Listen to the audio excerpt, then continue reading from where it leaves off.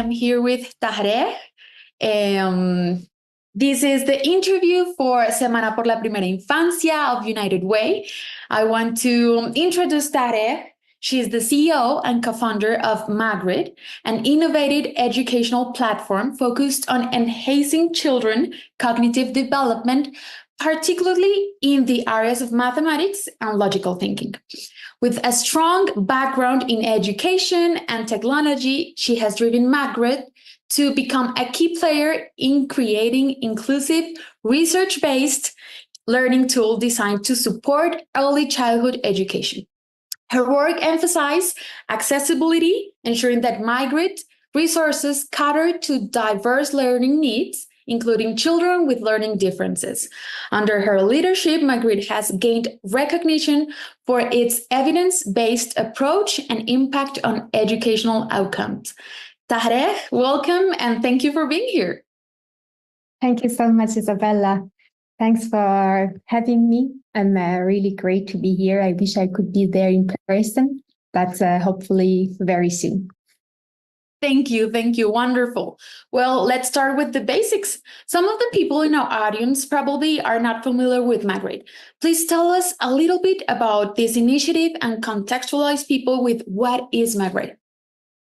Yes, absolutely. So Magrid, maybe also I start with the story behind Magrid. So Magrid started 10 years ago as part of a research project at the University of Luxembourg. So initially it was just a research project and I was a PhD student back then. So my background is in computer science and I also did a PhD in psychology, focusing on early childhood education. Wow. And within this big research team of different professors, researchers in different domains of cognitive science, neuroscience, psychology, we had this question that why some children, they learn faster, perform better, and why is not the case for other group of children. Mm-hmm. So in the first step, we were digging deeper into identifying what are the challenges in early childhood education. So what could be a problem in their way, and identifying different challenges, then coming up with different hypothetical solutions, testing each of them, and then coming up with the one solution that can be helpful and useful. Mm-hmm. So as I mentioned, it was like a research project at University of Luxembourg, and it was also funded by the Ministry of Education in Luxembourg because they were looking for a solution. They wanted to have the answer for this question. And I don't know if you know, but Luxembourg is a country that, among all the other countries in the world, is a country that invests the most in education. And that's why they also wanted to further enhance and also make sure that there is no barrier left, let's say, for education of children. So from 2014 to 2020, so for the 6 years, we were only doing the research, development, testing on different ideas. And only after that, when we found that actually like the product that we have today in Magrid came as the most effective solution among the others, then we decided to take it and take it out of research project and turn it to a product that is also accessible for all the other people and students all around the world and not only in Luxembourg. Mm-hmm. So the product, as I mentioned, the research part started in 2014 until 2020, where we found let's say the solution we were looking for, and then we launched the product in 2021. And initially, it was launched in all public schools in Luxembourg. Wow! And after that, when I tell you more about Magrid, I will also explain why do I emphasize in all public schools. And then after Luxembourg, we started like getting requests from different countries in Europe and out of Europe, and then we started to implement it within different contexts. So what is Magrid itself? So Magrid is a pedagogical solution. So it's not a game, it's not an app, it's a pedagogical solution for assessing and training cognitive skills, numerical skills, and mathematical skills for young children. That is innovative, and it's also inclusive. And also from a research perspective, it's a deep tech technology, because it's rooted in science and it's created based on the latest research findings in early childhood development. So the solution Magrid has different components. The main components of the solution is the application, that is like a technology-based application that can be run on like tablet devices, iPads, or computers. And this is like where the core solution is there. So it's like the program that children would use either at home or at school for assessing and training their cognitive skills and numerical skills. Okay. Then the second component is the analytical dashboard that is for teachers or administrators to give them insights about children's learning and also about the impact that the product has, about the learning outcomes, and also about the educational gaps for children. So where do they need to put more focus? And the other solution, the other component of the solution is the teacher training. So we also train teachers, so not only giving them a tool, but also training them to make sure that they are also up to date with the latest finding in early childhood education. And also, of course, preparing them, or let's say supporting them in using Magrid, although it's like super intuitive and easy to use, but just to make sure that they are comfortable using the program.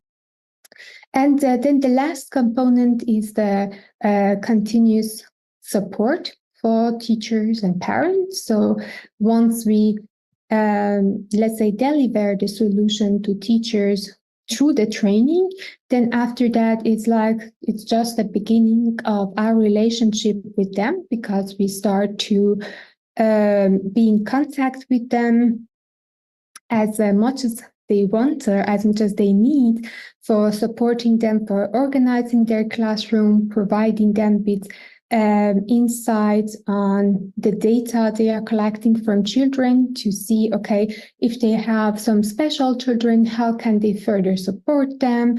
Or like if they are using different tools, not even Magrid, we help them how like to find the best tool if it's for language learning or other stuff. So generally speaking, being an assistant for teachers, let's say. Wow, that's amazing. And you've said something very important, that is research is a key, like good research with time, with professionals, also different context to, I mean, put that in test.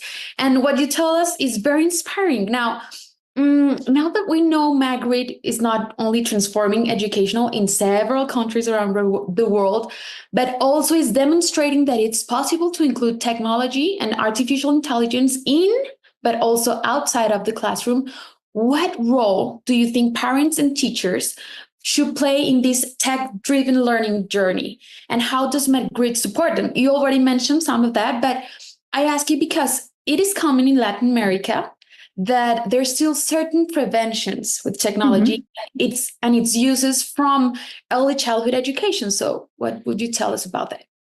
Yes, absolutely.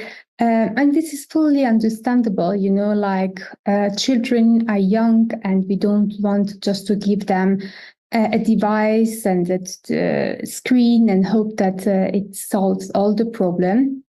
And I think it's very valid concern that they have, and it's also it's very positive. Let's say it's better than the opposite. So it's better to be more concerned and careful on the tool we are providing to children, and making if they are, like, we know that nowadays it's impossible to make it zero screen time for children, because they are imposed by that from the day one when they are born. But we can at least make sure that the screen time they have is efficient and it's like effective. And how is that possible is like by in research and in theory, we know that, of course, before a certain age, it's really not recommended to use a screen time. And this is like before age 3. And after that, it's like very little screen time per day or per week. And to make sure that when we are at least using that, doing something that we cannot do without a screen. So that way, at least we are like compensating this screen time with something else, and still limiting the time. That doesn't still mean that it can be for several minutes or hours per week, but still limited. And more importantly, what we are putting there, what tool or training or video, what are they getting confronted with. So, for instance, it's really important that when we are using a tool for children, to make sure that it's scientifically tested and that it's scientifically validated. There are several solutions that, like, group of people, they just sit together and create something that with a good mind and good heart, they hope that it's helping, but you cannot know if it's really effective or not unless you scientifically test that. And especially at this young age for children, if you provide them with something that is like making a harm or putting a problem, then it's very hard to undo that. That there was a solution, there was an application for teaching children with language. And then this was like one of, it was actually a relatively famous app for teaching children for language. And in this app, when it was like helping children with finding the word that they see on the screen, it was like repeating the first letter of the object that they see on the screen several times. So, for instance, showing a table, and then if the student was not able to say the table, the app was repeating like to say the table.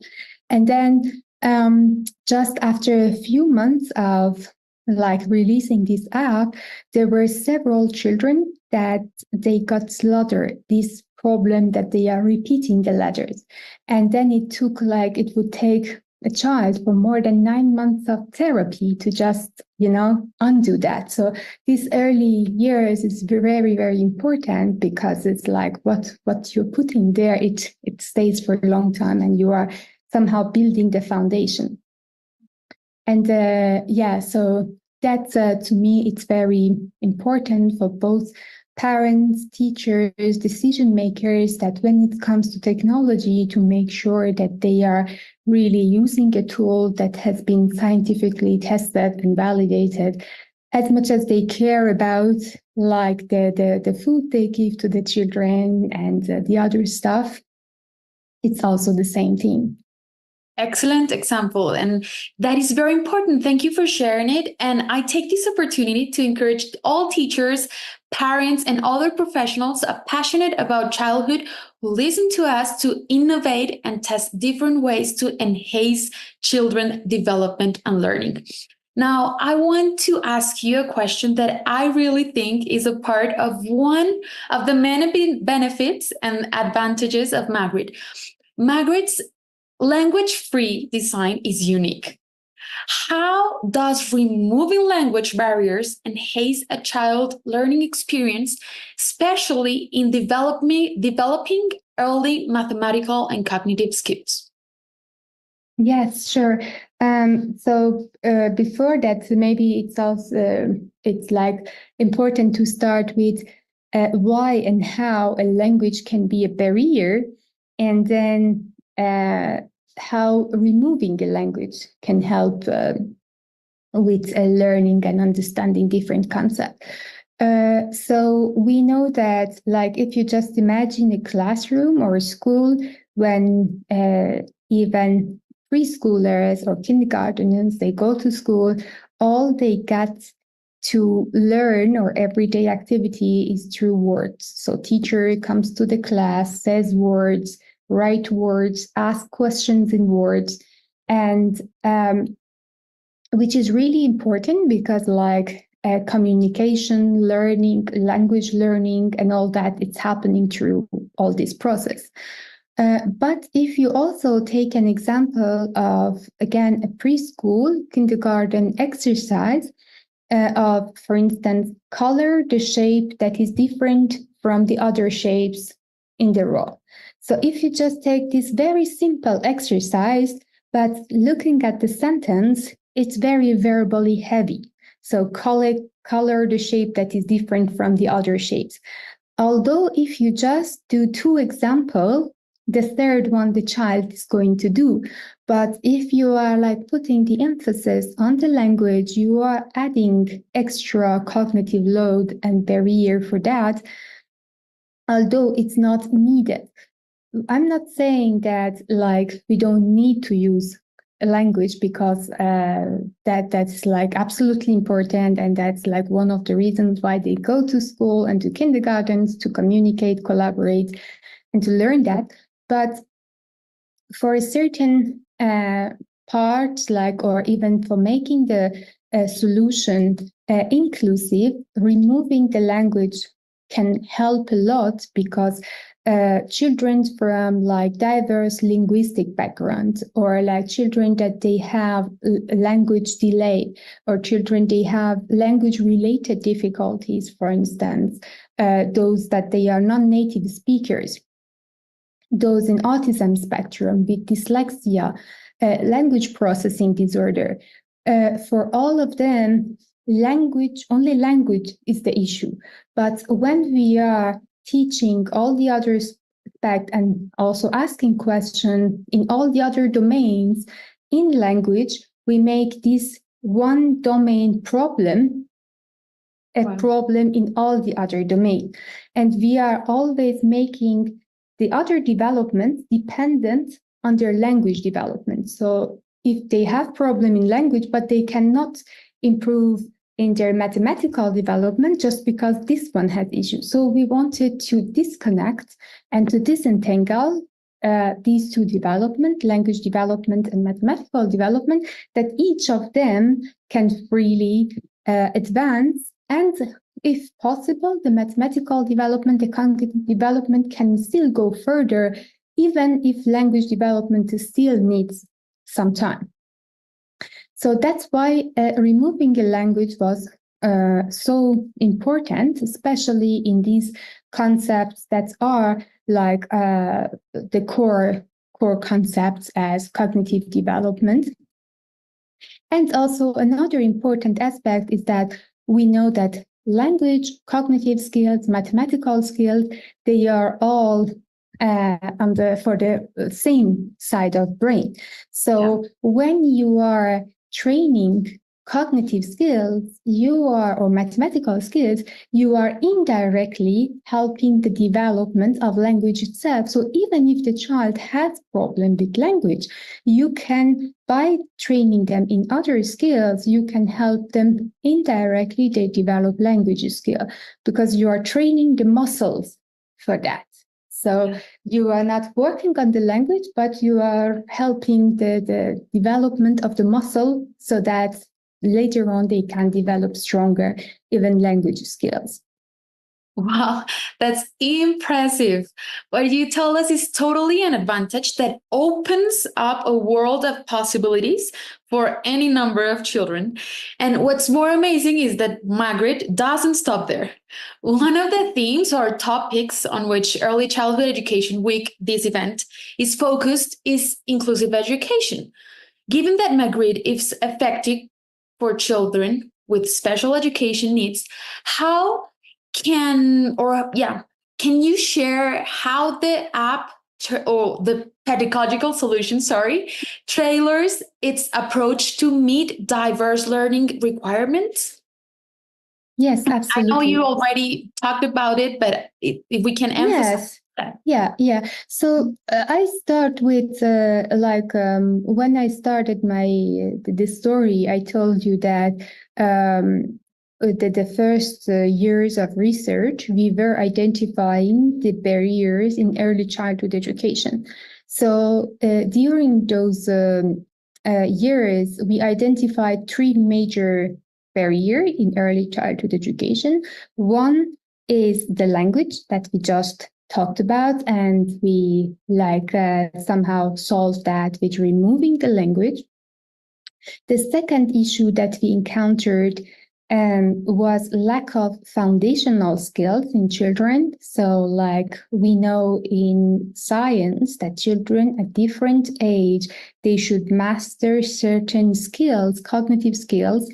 And if they don't get that training properly, either at the home with the parents or in the preschool and kindergartens, then when they start the schooling, they can be behind compared to the other children, and then they are always developing behind the others because they started with a gap. So we focus on developing in Magrid, starting with developing these foundational skills before getting into numeracy or mathematical skills. And then the third problem that we found, the third issue, the barrier in early childhood education, was the growing number of children with special education needs. So we see more and more in schools that the population of children with special needs is growing, and this could simply be given to the reason that we know more and we can recognize that, and we can so have the numbers. But it also shows that clearly one solution doesn't fit all, and we are just like different people, that we receive and perceive information differently, and we have different, let's say, learning preferences. And that's why also the solutions or the method of learning should be different for different group of students. So what we did in Magrid to solve this issue with children with special need was that we decided to make Magrid by design and by content inclusive. So, for instance, first of all, this language-free design was also one strategy to make sure that, as I mentioned, for some group of children that they have hearing difficulties, even, children that they simply have hearing difficulties, hearing impaired children, speech difficulty, language delays, in autism spectrum, dyslexia. This is was one of the strategies for the design strategy for Magrid to make it inclusive. The other aspect was making it sensory friendly interface, so really to minimize the sensory overload. And that's why I tell you Magrid is not a game, because you see in games that there are glitters and sounds and several things happening on the screen, that it's fun, yes, but the focus is not on learning, and especially for children with special need, that puts extra load that makes it difficult for them to concentrate, to keep their attention, and to really put the focus on learning. So if you look at Magrid, it might look super simple, but it was really mindfully to keep it clean and uncluttered, to have these calming colors and very calming sounds to help creating a comfortable learning environment, so that children with a sensory sensitivity, they can use, and it's very low stimuli, so that you don't hear like loud audio, you don't see very lights that are, making difficulties even for children that they have visual impairment. So it can be useful, and also training the core subject behind, or let's say the core competency behind each special education need. For instance, we know that, let's say, children with dyslexia, if you look at the solutions that are out there, so dyslexia is like when children they have difficulty with reading and writing and spelling. And if you look at the solutions that are out there for this group, they are helping, or let's say training with reading and writing and spelling.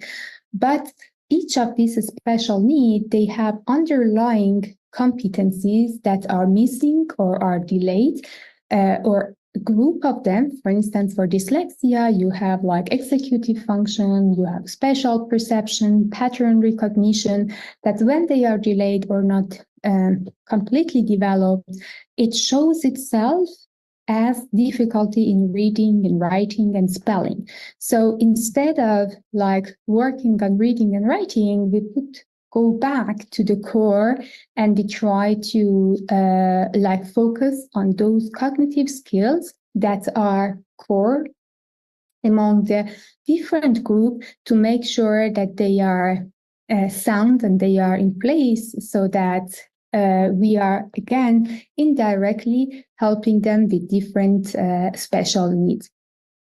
Well, that makes a lot of sense. And what you mentioned is very relevant. And it is a mission that all of us who work with children have. Education is definitely for everyone. It must be of quality, and embracing that difference. It is what makes us stronger and what gives us meaning for our work. So, wow, that's amazing. Thank you for sharing that. And finally, I would like to end by asking you this question so that we all live with inspired opportunities and with concrete ways to transform methods used to teach cognitive skills in early childhood. Can you share any success stories, case studies where Magrid make a significant impact on child's academic performance or cognitive abilities? Yes, of course. So as I mentioned that we were testing Magrid on different contexts. So far we conducted 7 scientific studies on different group of children with different backgrounds, a learning background, socioeconomical background, and different learning profile, if they were like native speaker, non-native speaker children, that they had different sort of difficulties, and also, like, for instance, children with dyslexia, and all these scientific studies, they are also published and are available in scientific journals that you can find them online. And so there it's really about like measuring the effectiveness and measuring the impact of Magrid on different skill sets and different competencies. So what we saw was a significant improvement of children's numerical skills, visual and spatial skills, and cognitive skills in different sub-competencies in that domain. But apart from that, that's very important. But even apart from that, we also saw that self-confidence and self-esteem in different group of children, especially those with special education needs, and also especially girls that are typically like within this subject.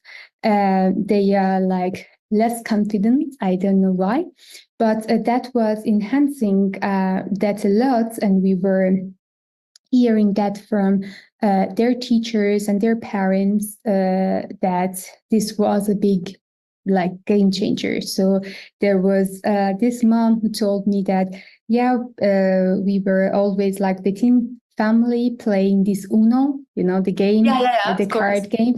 And my daughter, she never wanted to play with us because she was like, oh no, I'm not good in math, I don't like it.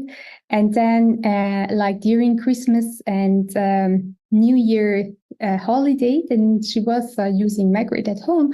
And then after that, she was telling them, oh, let's play Uno. I'm good. I can now beat you all.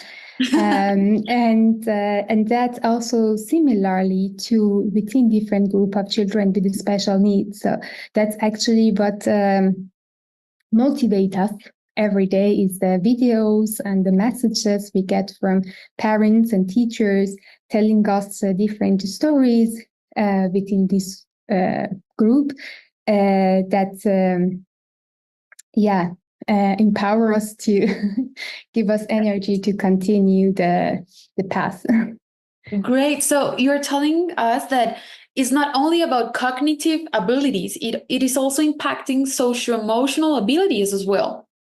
Because that is very much linked. Mathematical skills, they are not only for core math. We are not turning them to maths Nobel Prize winners, but both math and cognitive skills, they are in every day of our living, from problem solving, from critical thinking, logical thinking, that we need them no matter what we want to do. Even if the child want to become, artist or just continue to the sport, cognitive skills is an umbrella for a wide range of different skill sets. For instance, you have fine motor skills and graphomotor skills among cognitive skills, which is very important even if you want to become a musician. It's like using your fingers, or if you want to become an artist. So we are using math as a channel for transferring this knowledge and enhancing them, not as an end result and as a goal. You know what I mean? So in that channel, in that media of mathematical learning, we can easily and without language improve this skill set and measure this skill set, like memory, functional skill, the attention, fine motor skills, without the need of language. So it helped us to be able to assess and to provide training that really is needed for children, and especially in the places that they don't have the privilege of having this psychological assessment to be able to identify different needs for children. This can be very helpful because it doesn't really need extra effort from teachers or from the school. They can know that, okay, if they are using Magrid, they can get to know that where are the areas that the child has more challenges, and then they also, the program itself, it automatically provides the training that the child needs. And together with the training of the teachers, we also discuss with them what can be done apart from Magrid in the classroom to further support this group. So that's why we are also, given that it's language free, that's why we several countries around the world, they asked and they started using Magrid because it could be easily implemented and really solve, let's say, several or let's say improve this educational situation. Great. I bet many of the professionals, teachers, parents, and other professionals that are hearing us are saying how can I use Magrid? Where can I find it? Can you tell us just a little bit of how we can use it and where we can find it, please? Yes, absolutely. So for parents, they can, you can go to our website, magrid.education, And they're like, if you're parents, you can get the program from App Store, Google Play Store, Microsoft Store, which you can find all the links from the websites. And also similarly for teachers, that they can also get the application, and then within the app they can request for the further support, or just contact us directly with contact@magrid.education. Through website you can also find all the detail of that, and then we can support to implement the whole solution and not only the app, although the app itself is already a great enhancement, but for the full solution, they can contact us directly. Thank you. Thank you so much, Tahereh, for being here. We hope that you have enjoyed this interview. We hope to have you here in Colombia very soon. You need to know that United Way Colombia is your family now. I don't know if you want to give a final message to our audience. Absolutely. Thank you so much for having me. I truly enjoyed the conversation, and thanks for having me as part of the family. And as you mentioned, I absolutely looking forward to meet you and the rest of the family in Colombia very soon. Thank you very much. This was Tahereh en la Semana por la Primera Infancia, as we say it in Spanish. We encourage you to stay tuned so you can keep learning, connecting, and being inspired by our guest. Bye-bye. Thank you so much, Isabella. Bye-bye.